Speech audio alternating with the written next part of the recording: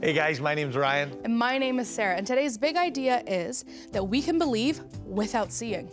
I like that big idea so much that I would love, Sarah, for you to share with us a time where you actually had to believe without seeing. You had to hold on to a promise. You know what, Ryan? About 6 years ago, a really good friend of mine told me, and he promised me that he was gonna call me right before he got engaged. And so over the last few years, I had to cling on to that promise. Is he really gonna tell me, of all people? And so a few years ago, I get a phone call from him, and where he was at the time, it was about 2 a.m. there. And I was like, why the heck is he calling me? So I open the phone, I go on FaceTime, and there he is, and he goes, Sarah, I'm about to get engaged. He kept the promise, and he told me right before he did it. And that friend of mine was Ryan. It's real. I actually have a real life wife, which is crazy. And that was amazing. I love that that's your story. And so we're gonna watch the God story today, right now, which is all about how we can actually believe without seeing and how it impacts our lives. Let's check it out.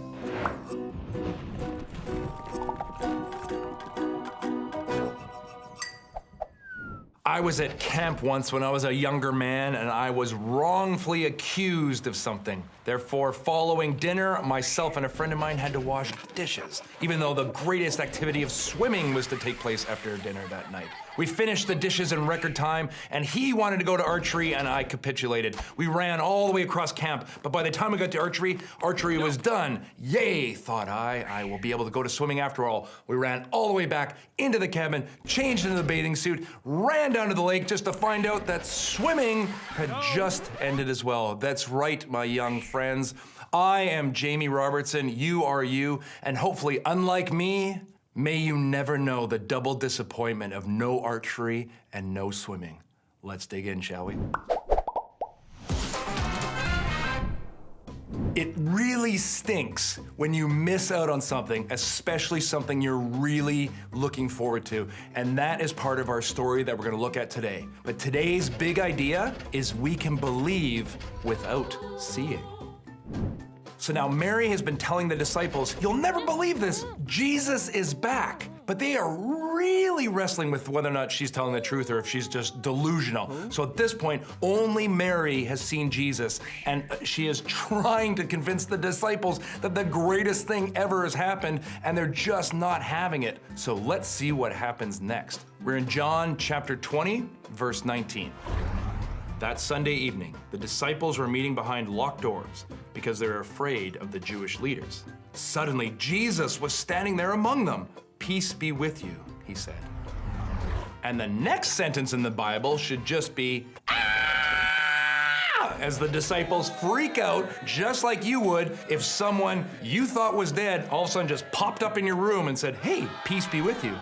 But what does happen is Jesus has this amazing moment with his closest followers. As John said, they were hiding. They were still in fear because they didn't know if the leaders who had killed Jesus were coming for them next. And Jesus shows up, he teaches them, he explains to them everything that he'd been doing that they hadn't quite grasped at this point. And this gives them the courage and the motivation and the inspiration, because as the Gospel of John will record, Jesus breathes on them. And that's him sending them out into the world. Now, you may ask, how successful was that really? Hello, we're all still talking about this. We are still talking about Jesus.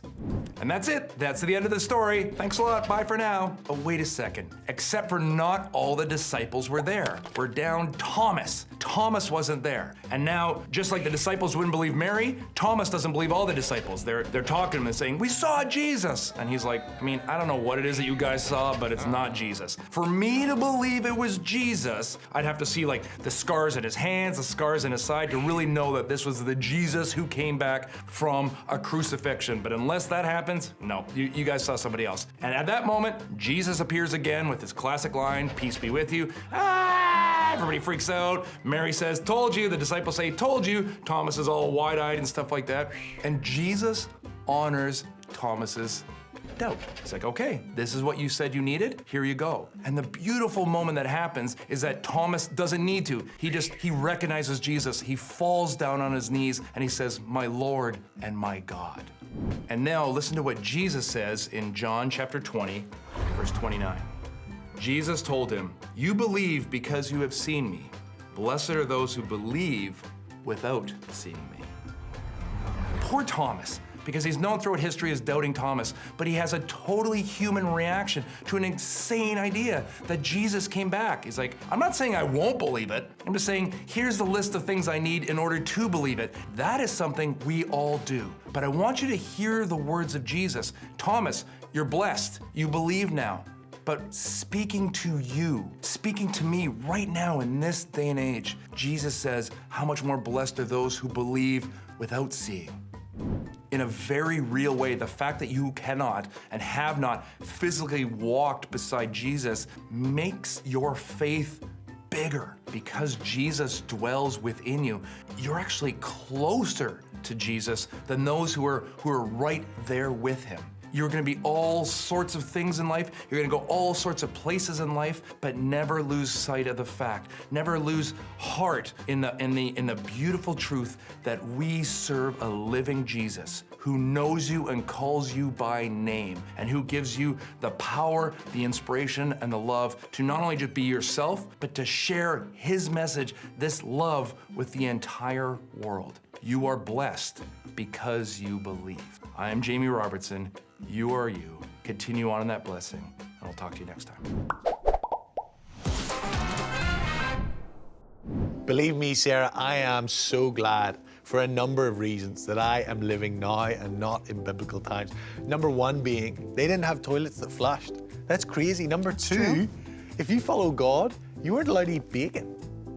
I know, it's awful. And then number three, they didn't even have any movies. But it's more than that. I'm just so glad now we get to experience the Holy Spirit. We have the Holy Spirit with us, and we actually know who Jesus is, and we can follow him even though we can't see him.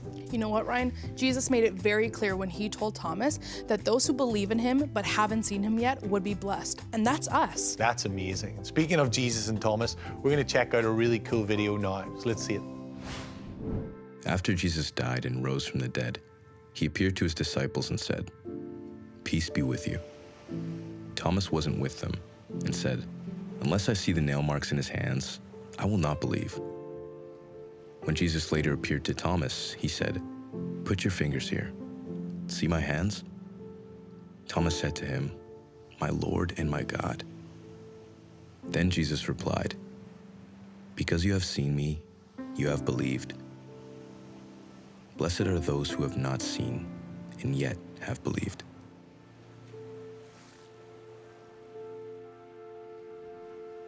Earlier in my life, that was me. That was the one who didn't believe. To me, Bible stories were fairy tales, they were legend.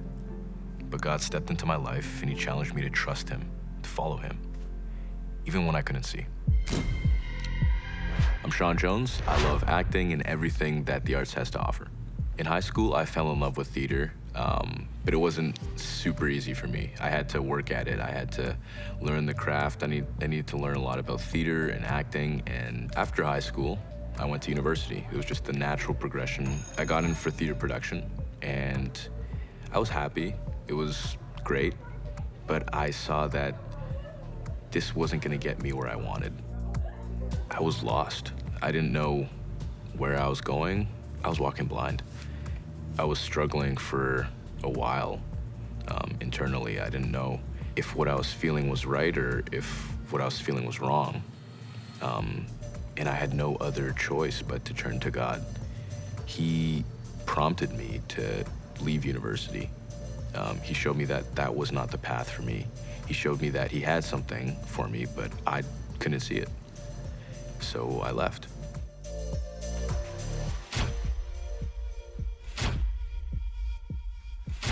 All I knew was I couldn't go back, and moving forward was walking in the unknown.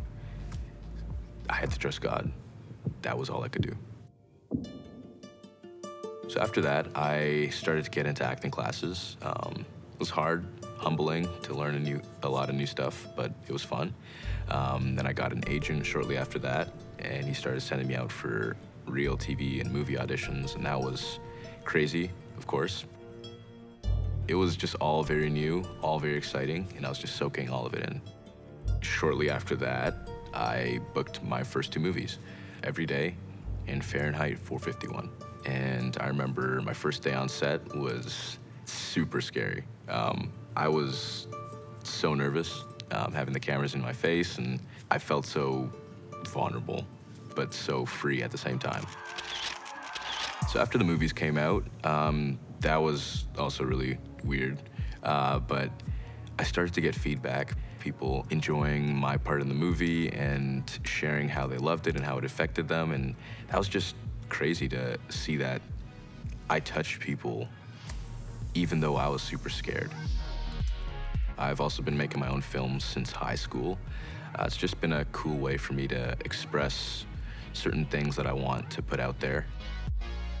So I write, I direct, I act, and all of these things, and yeah, I just love doing that. I'm just super grateful for the gifts and talents that God has blessed me with. So I also sing. I've been writing my own songs and working on releasing possibly an EP in the future, I don't know, but it's just cool to be able to express myself and explore these different things and see what comes of that. For so long, I dreamt about working in this industry, and I was so blessed to experience some success so early on. But that wasn't because of me, that was because of God. He was showing me his way, and I realized that I couldn't have done it without him. I have so many dreams that I want to accomplish, so many things that I still want to do, but I realize now, for the first time, that God's the only way for me to do that. I have to look to him. He's got to be my North Star, and I wouldn't have it any other way.